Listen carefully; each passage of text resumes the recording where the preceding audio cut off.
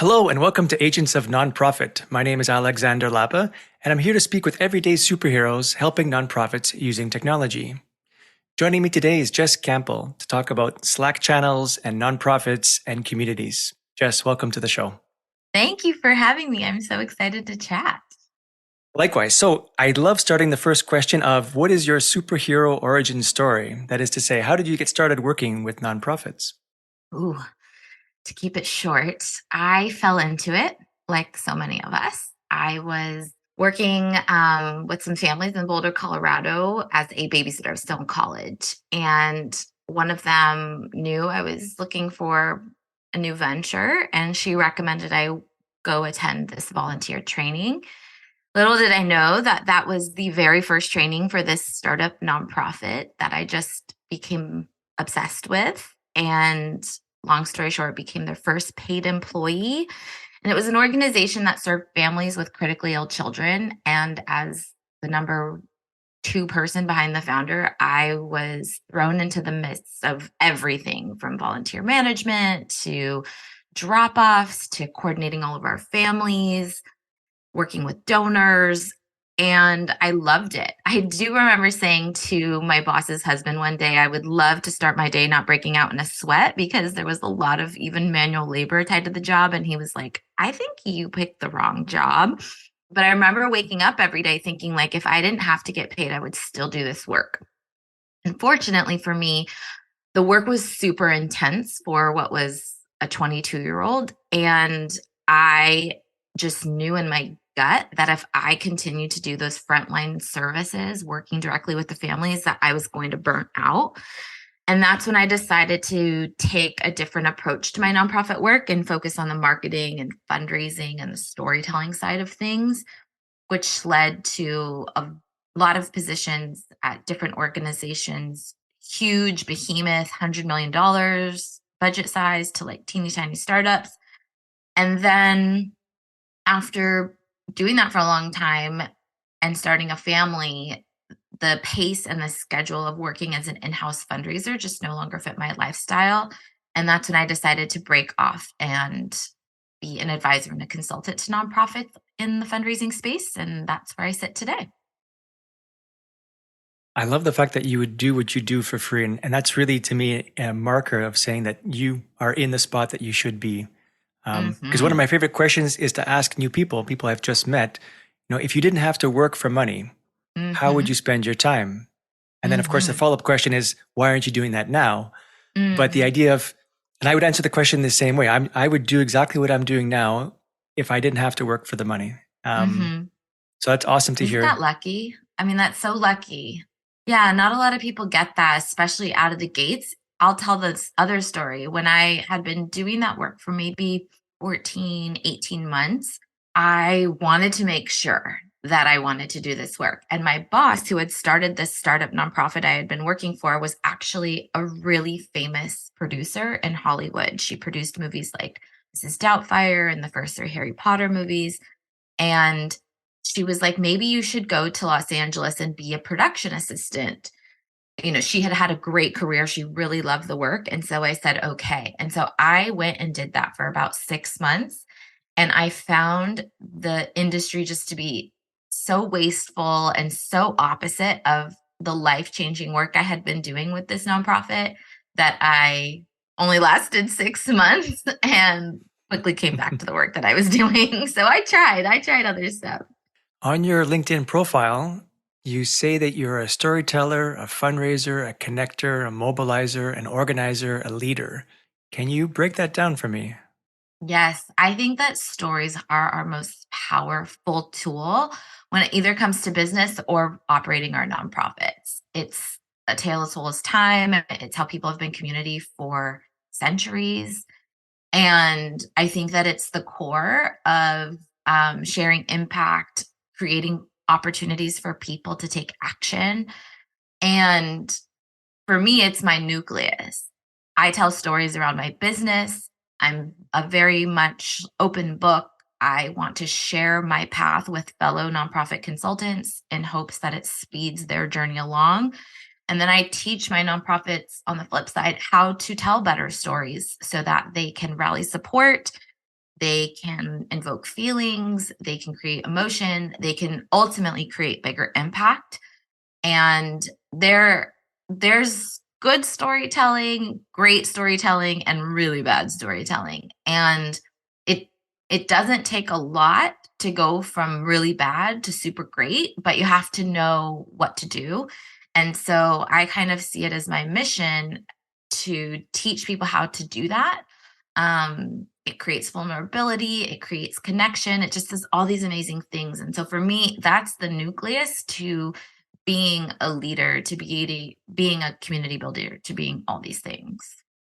There's something very, not I want to say historic, but very basic, very innate among us to be able to want to share and hear stories. We relate to stories Mhm. more than anything else. So, and the right Mhm. story, of course, too. I mean, to your point, there's always bad stories, and but a good story can stay with you your entire life. I remember stories from when I was a kid, just Mhm. about a story about something that never really happened, but he explained it in a way that stuck with me even to this moment. And I think that's extremely powerful. Yeah, I'm not a neuroscientist. I've read a few books, but telling stories triggers a chemical reaction in our brain, to your point, that creates a memory that's like 3 to 5 times more powerful than relating data, facts, figures. So if you can weave the two together, they often are the most powerful things that you do remember for a very, very long time, which is why I'm like, everyone should be telling stories. So if that's the nucleus of your profile, then the next ring would be fundraising. And then, Yeah, fundraising, marketing, relationship building, donor engagement, all of those kind of tie together in my style. I would say, like, as a fundraiser, I, if I was to like put myself on paper compared to others, I'm probably not the world's best fundraiser. The amount of times I've had to actually go out and ask people, hey, will you give us number of dollars? Is really few and far between, because what my superpower is the relationship building part. Most often, my donors would offer or suggest or recommend a gift to me before I had to actually make the ask. So I have some counterparts that are really truly masters at the asking and the major gifts and all of those things. I would not say that that is my specialty, but I'm really good at attracting donors and then nurturing them and relationship building with them to bring them along for the ride. and then the connector and mobilizer part, how would you describe that? Because connector could mean people to Yes. people, organizations to Yes. organization. And then mobilizing is getting people, I guess, to get on the same page, to agree on a particular path. How would Yes. you describe it? Yes. So, you know how there's those people out there that you go to them if you want to read a new book or try a new restaurant or try a new brand. I've just always been that person. The way my brain thinks is in connective tissues. And so when I hear of someone having an information gap, a problem, a struggle, it I don't even think about it. It just automatically happens to point them to a resource that can be helpful. So for example, in my work, I'm getting requests from nonprofits constantly. Just, do you know a grant writer? Just, do you know a coach? Even today, someone reached out to me about doing one on one coaching that I don't do. So I recommended someone that I really, really trust. And it goes across the board in my personal and professional life. I always joke, like, you cannot enter a conversation with me without getting some sort of recommendation. And I think it stems from a curiosity that I just have about life. So I'm constantly taking in information, reading books, trying new things. I really, really like the best. And I go great lengths to uncover the best, whether that's olive oil or whether that's a destination or whether that's a professional resource. And so I've built this trust among my various communities where if someone asks me for a recommendation, they trust the person I send along. And it's really worked out, and it's no sweat off my back. I love doing it. I'm kind of like a matchmaker. It's, yeah, definitely another thing that I do for free and will continue to do for free, because it's just how my brain works. Did you ever read the book by Malcolm Gladwell, The Tipping Point? Because he talks about three types of people that make change happen. The first ones are mavens, those who are knowledgeable about things. Huh? There are salespeople, those who are convincing others by selling an idea. And then the connectors, those who link and distribute information. Would you identify with a connector and that by that Yes. definition? Yes, I'm definitely a linker, whether I Cool. want to or not. It's just how my brain works. It's just so funny. And it's funny to me because I will see people out there and I can watch them when I'm speaking to them that their brains don't work like that. And it's just so funny to me because it's how mine does. So absolutely I would identify like that. So multifaceted Yeah. profile. What would you say then occupies the greatest amount of time in your day? In a typical, average day, family aside, of course, I'm talking more on the professional side. What does your day look like typically? Mm.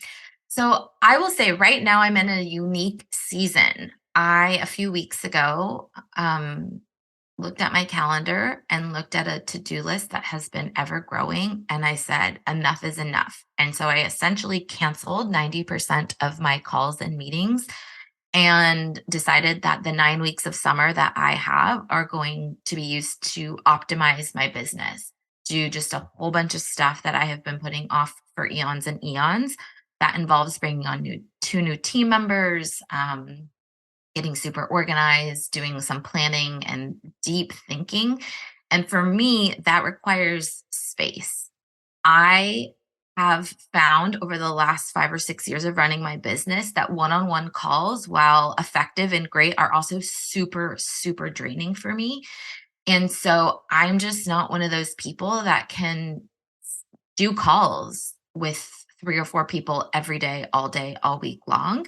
I need just a lot of space. And so that's what my season is right now. I'm doing everything from, like I said, creating procedures for my new operating procedures for my new teammates, switching email service providers, which is just something I've been not wanting to do, but needing to do, cleaning up my website, doing a whole bunch of back end work so that sometimes you need to slow down so that you can speed up later. And that's the season I'm in now.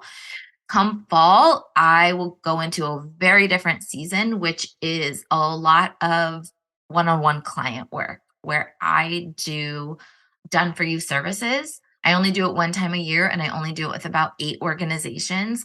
But for essentially 8 weeks back to back, September and October, I in one week will complete an end of year fundraising campaign. So that's like, all 14 emails, the hard copy appeal, the social templates, the peer to peer package. It's just like the whole kit and caboodle. So it really varies depending on the seasons. The early part of the year tends to be my slow season, which is great because coming into a new year, I like that.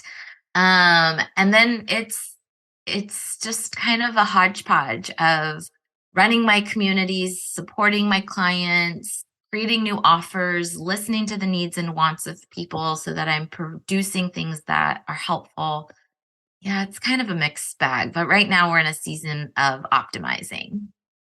I read somewhere that as a soloist or an entrepreneur, that you just should spend about 20%, at least if you can, up to 20% of your time working on your business instead of in your business to get Mm, off that little hamster wheel of the day-to-day operations and take the time, to your point, plan, organize, reflect to make sure that you're still on the right path. You still know where you want to go and where you're heading in the right direction. And then if there's any ways to automate or optimize the process to help you get there, that this is a very useful and beneficial exercise to do. So happy to hear you're doing that, taking that time. yeah, it takes discipline though. Mm. It's really hard, especially when inquiries come in and people want to work with you. And as someone that runs an independent business, there's always that kind of lingering fear that the work will dry up. So this is taking quite a lot of discipline for me, which is one of my low five on the strength finders. I'm not focused, I am not disciplined, I'm an activator, I move at the speed of light. So this is hard, but it's also I'm at a breaking point where like this needs to happen. So I've said it out loud to a few people that will keep me accountable. I'm saying it out loud here, so there's no turning back now. So one of the accomplishments that I know you most for is the Slack workspace, the Slack community called Mhm. Nonprofit Coaches and Consultants. Can you explain a bit more about why you decided to start that community? Yes, sure. So, because I host a variety of virtual summits, I think at this point, I will host my sixth Raise More Together summit this August, which is a summit specifically for nonprofit fundraisers, and it's all about fundraising. I think at this point, we've recruited over 100 speakers between the various different versions of it. I've become kind of this, as mentioned, connector where people were asking me for a lot of referrals and things. And in getting to know all these other nonprofit consultants, people started to reach out and say, "Hey, Jess, I want to know, can we meet for a Zoom coffee? I want to hear more about your business." And at a certain point, going back to what I also said about one-on-one calls draining me, I was like, I cannot do this many calls every single week. And so to compensate, I formed this Slack channel, and we also have a monthly meetup that's kind of hot seat coaching, peer mastermind style, where people can come together, ask their questions around their business, and get answers from other nonprofit consultants who really understand what it's like to serve nonprofit clients. And as of today, that group has grown to, I think, almost over 500 people, which is just wild to me. It's super supportive. It's super active and engaged. I mean, like, I just love how people are in there answering other people's questions and providing resources, and people are sharing speaking opportunities or paid work, or just there's a lot of activity going on. So I'm so glad it's filling this need, but it was really a, a fix to to save some of my calendar, free up some of my calendar. It's a great resource. It's encouraging for a lot of people in the Slack community because um, they support each other. They ask questions. They can, simple questions, simple answers kind of thing. But even more complicated answers and questions get answered. People have, I'm sure, even connections through there. It's a great way to foster deeper connections with people in the same space and collaborate to a certain extent. So I'm very grateful that Hmm. you started that. Thank you. I'm glad you're in there. Yeah, yeah. And I'm curious to know. So, 500, just over 500. What is the most surprising thing that you've noticed by creating this kind of community? There must be some kind of odd thing where you scratched your head at some point and saying, I'm surprised. I didn't expect this to happen. And that kind of occurred. Yeah. I think the most unsurprising thing is that fellow nonprofit consultants, number one, are craving community. They are craving connection with other business owners who really get it. It seems to me that so many of us have an experience where they've tried to, whether it's work with a coach or work with other business owners, and it's just not really apples to apples when you serve nonprofit clients. And so having a space of people that, like I said, just really get it feels good. It feels supportive.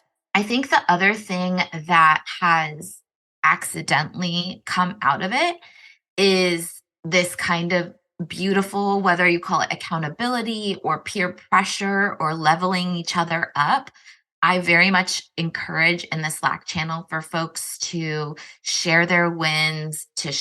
We even have a channel called Shameless Plugs where people can promote things that they're offering or selling. And I want to create a culture for nonprofit consultants where earning revenue is nothing to be ashamed about, and for getting clients or growing your email list or creating a thought leadership audience is celebrated.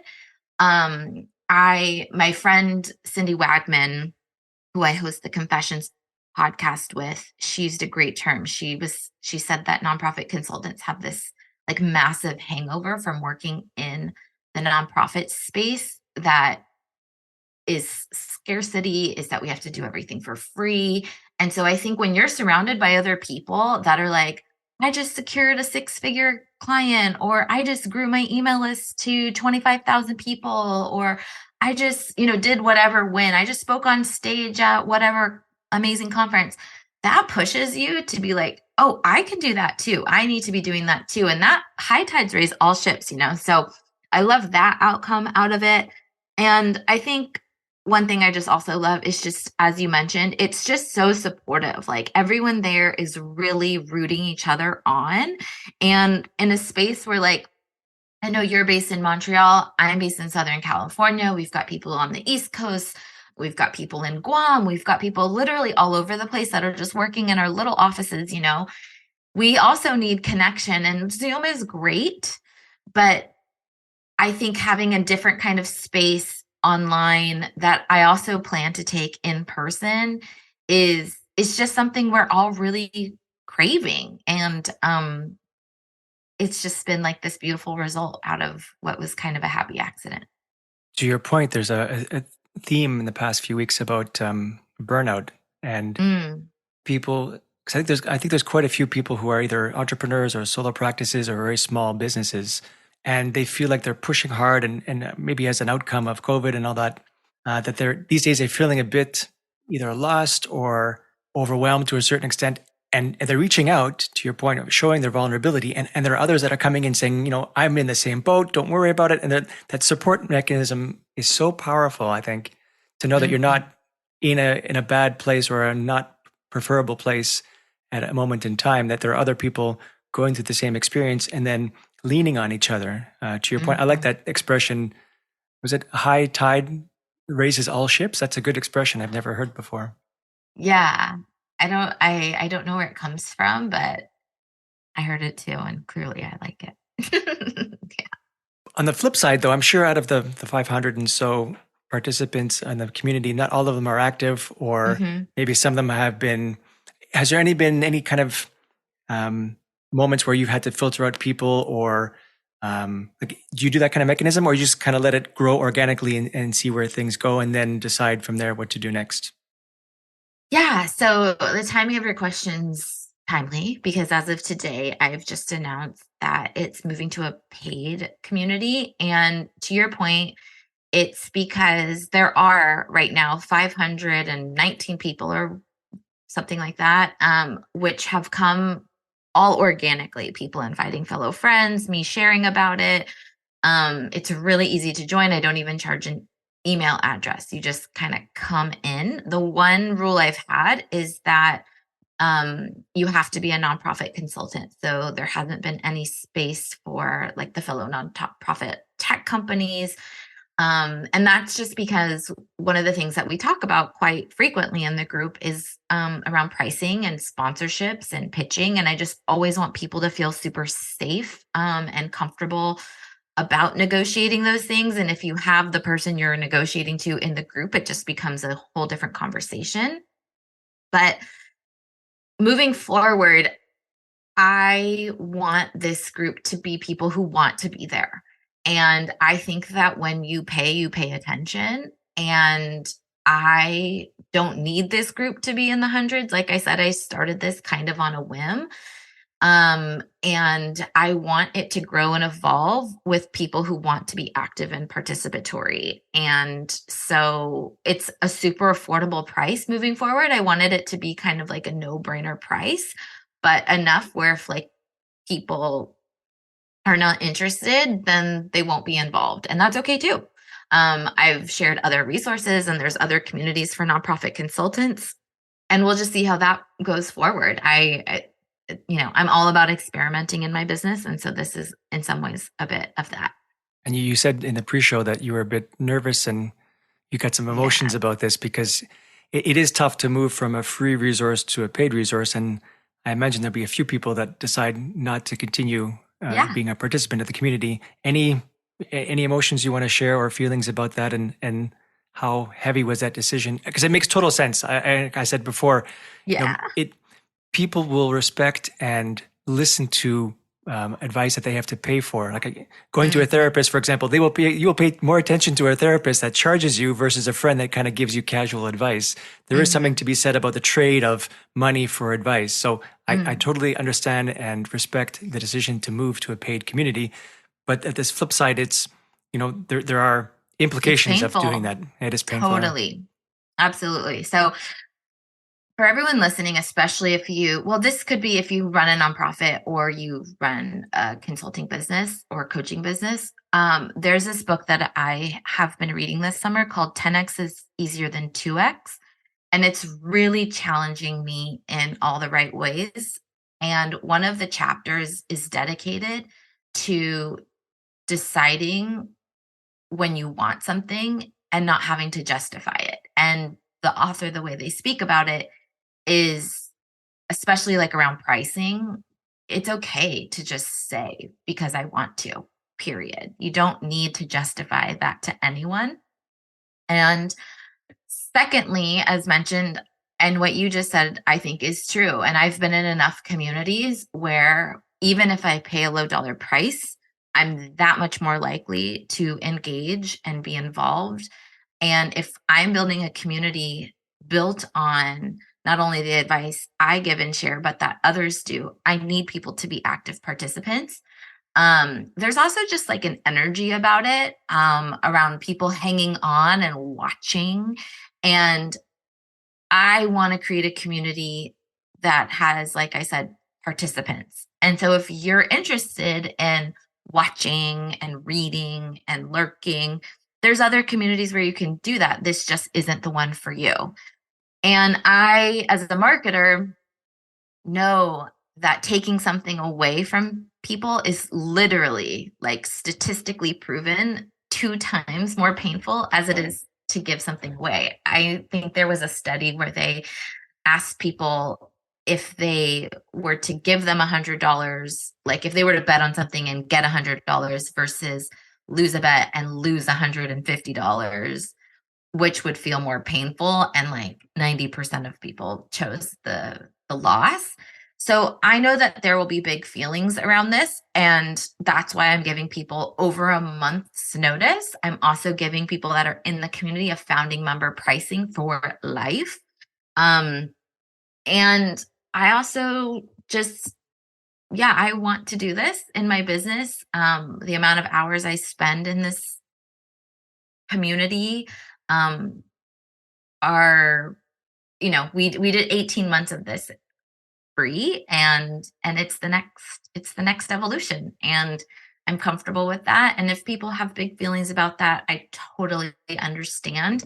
And that's why I've also provided other places that people can go if this is no longer the place for them. That's okay. Yeah. The principle is called loss aversion or aversion, Mhm. and I think the numbers you said, like, it's 2 to 1. So it's if they lose $50 or gain $100, they'd be more um, afraid of losing that Twice as $50. Yeah, twice as twice. painful. Just Yeah. to make sure the numbers. I think I'm not sure the numbers you mentioned, but I heard a bit different. So I wanted to make sure it's clear. Yeah, it's it really is 2 to 1, and it's Yeah. amazing. There's also a certain sense of when you're paying for something, you do get a higher quality something. And like you said, people are more likely to participate, more likely to be engaged. You'll have less lurkers just sitting there. And if you do want to lurk, I mean, you still can. There's nothing that obviously prevents you from doing it, but you'll be more motivated to participate. So you have a more active community. It should just grow. So Mhm. my fingers are Yeah. crossed that it'll get better and better over time. Thank you. And I think that there's a different study out of Stanford that says you are culmination of, like, 90, is it either the 5 people you spend the most time around, or it's like 95% of you is like who you spend your time with. And if you want to be in a community of lurkers, I think that that will perhaps create you to be a lurker. And if you surround yourself with people who are action takers and participants and all these things, you are going to become that version of yourself. And so that's, again, the community I'm trying to create. Um, and and if you're like on a slower path or a different path, again, it's totally good. It's just this one's probably not the right one for you. Yeah, the expression that I learned was show me who your top five friends are, your top closest friends are, and I'll show you who you are. So, yeah. Yeah, totally. Totally, totally. I'm curious in terms of having a community in general.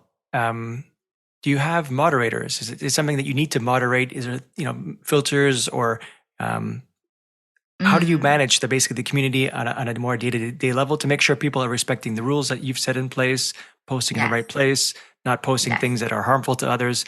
Like, is that I must occupy a certain amount of your time and attention, right? Definitely. I have to say, for the most part, people have been really, really, really respectful. And we use Slack as our community. And the way Slack kind of operates, while I have pinned different rules and channels and things, it can be easy to miss. And so, one of the reasons that motivated me for moving this to a paid community is that it does require a certain significant level of my time. And what I've tried to do is if someone isn't respecting the rules, which has happened so few and far between, and it really is more of just an accident than like an effort, I will just message them separately and explain the rules and repin the rules so that they're aware. Some people have huffed and puffed about it, and other people are just really super like okay with it. I also follow the practice that no comment goes unanswered. So sometimes people get in there and they are able to jump in and respond to folks straight away, and then other people's don't. And I really, really, really want people in my group to feel seen. So, what I do is I either respond with an answer or I will respond and tag other people in the group that I know will have the answer to kind of construct a conversation starter or an answer thread or whatever. But all of this, like you said, takes time. I mean, whether it looks like it or not, I am in that Slack channel, watching, observing, moderating, answering, and I love it. It's great. But like I said, it takes time. And so I'm grateful that for the most part, people are just, quote unquote, following the rules. There's not many, and posting in the right channel and also crafting things to be the wants and needs of the group. So, for example, just recently, one of our members who's really into all things AI was like, "Hey, can we start an AI channel where we're sharing resources and prompts and things like that?" And I was like, "Absolutely." And so now we've got that channel for those that want to participate. We have the same thing for course creators or people who run a podcast or who people are writing a book. And again, it's like these little sub communities within this larger community that I think really makes our group unique and special. And the cool thing about Slack is that there's this kind of thread history. So if you're just popping in for the first time, even though a conversation's been going on for 60 days, you can kind of see what that's all about. Yeah, I'm a big fan of Slack, much more over Teams and stuff like that. So the technology works. It just works. Yeah, it's good. I'm curious to know. So aside from changing it now to the paid community, having maybe more of these mini sub communities within the Slack, any other aspirations? Like if you were to be able to, I don't know if you had a chance yet as you're going through this summer exercise of planning, but Mhm. what are your longer term or medium term, as 2 to 5 year type plans for the community? For the community? Oh gosh. So the community, I, as mentioned, really want to design it based on the wants and needs of the community. So once we move it fully to a paid space, I will then inquire with community members around what they want. I've surveyed folks before and I was actually quite surprised at how much what it is currently is kind of what people want. Other things that people may want, which need to be reevaluated, include things like co-working sessions, over the shoulder sessions where people share their computer screen and show how they're building a funnel or showing their ads manager, they're showing how they do this trick in Excel, bringing in experts, things like that. But I really want to evaluate it not based on what I want, but what others want. The other thing I plan to do is attached to the Slack community is a learning experience called the Raise More Together conference. I've run it, I think, 3 times virtually. And in February 2024, we're taking that experience in person, which I'm so excited about. It's just going to be unlike anything out there. There is no specific nonprofit consultant conference that I know of, at least in person. There's definitely sessions at like the larger institution ones for consultants, but this whole thing will be for consultants, and it's going to be like the anti-conference conference. It's going to be just, I don't know how to say it, my vibe. Just a lot of community, a lot of fun, a lot of outside the box style thing. I'm so excited about it, and I know people are really pumped to gather in person. I was speaking to a consultant yesterday, and she was like, "I'm really wanting connection. Like I'm really wanting to be with my peers. I work by myself. I'm missing being a part of a team." She was like, "Can make it happen be like next week already." And I was like, well, planning something in person for 60 people is just a different lift than hosting something virtually. So that's a direction it's going on. And then attached to that is this newsletter I'm building. So I've been a huge fan of email marketing for years. I think it's the lifeblood of my business. I think it could and should be the lifeblood of anyone's business, even if you just work one on one with clients. To have the ability to call in business through an email list has just been so powerful for me. And so, one of the things that I'm doing over the summer is really optimizing my email list for nonprofit consultants. It's getting a new name, it's getting a new logo, it's getting a new format. And I'm really, really excited about that as well. It's lovely to hear that. I mean, you're definitely part of the community in the sense that you're asking for and receiving feedback from the community itself. It's not just you making the decisions as a boss behind the screen, but you're actually asking people what they want and then providing it, which is awesome. And then, yeah, in person, I totally get the need, the craving for meeting face to face. We're so used to over the last few years, working remotely through Zoom and whatnot, but the opportunity to meet each other face to face, I mean, there's nothing like it. No. It's Yeah, you just can't quite replicate it on Zoom. Zoom is a great alternative, but it just cinches up relationships so much faster and deeper in person. And I cannot wait to gather people. just seeing how tall people are. I find is Yeah, totally. there's just something about it. I mean, obviously we're built to be more in person than we're not meant to be as humans in front of a screen all the time. But just seeing this, sizing somebody up, just being able to see their body language much more clearly, it's really a pleasure. It's you soak it all in, and yeah, I miss it a bit too, as you can tell. Yeah. Yeah. I think we all do, which is why as scary as it is, it's just like I said, a totally different beast hosting something in person from an expense standpoint, from a planning standpoint, from a, vulnerability standpoint. It's just like talk about 10x. But I've just been thinking about it for too long, and I just said enough is enough. I'm gonna do it. And so far it's going really well. I think we've like already sold 30 or 35% of tickets. I know it will sell out. I'm working on some sponsor recruitment later this summer. So it's going to be great. It's scary, but I mean, business can be scary sometimes. And then you do it, you conquer it, and then it's downhill from there. Short term is planning, organizing for the summer, then going back to your regular scheduled program in the fall. Any other ambitions you have, outside anything we've discussed so far that you'd like to accomplish in your short term future? Mm, I I'm really hoping that this journey of optimization will allow me to work a little smarter, not harder in my business. I am realizing that I'm not motivated financially, which is probably why it's taken me so long to, for example, charge for this Slack community.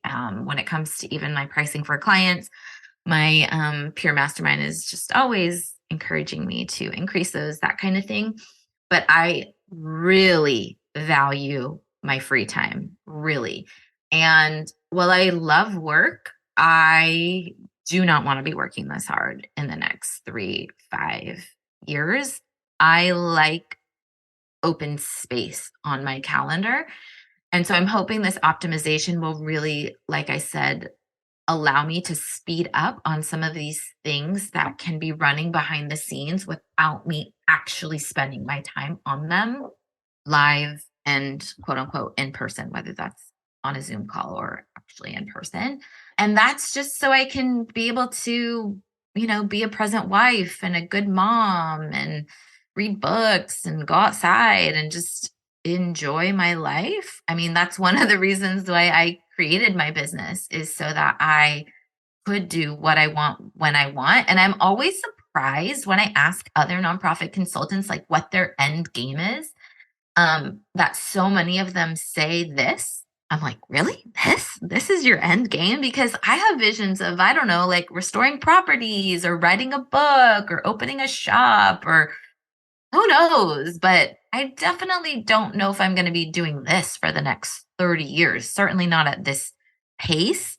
So I think any little baby step I can take towards that bigger, larger goal of my freedom of time is kind of like my mecca, is the place I'm trying to get to. I totally agree. Creating space, that should be one of the reasons why we became freelance or consultants, Mhm. is to create that space to balance our life. So it's not just all work and no play, but we do have a bit of play. And hopefully over time, it's that amount of play grows and grows. Totally. Jess, this has been awesome. Thank you so much. Where can people get in touch with you if they wanted to get in touch with you online? Yes. So LinkedIn is the place that I've been hanging out most lately.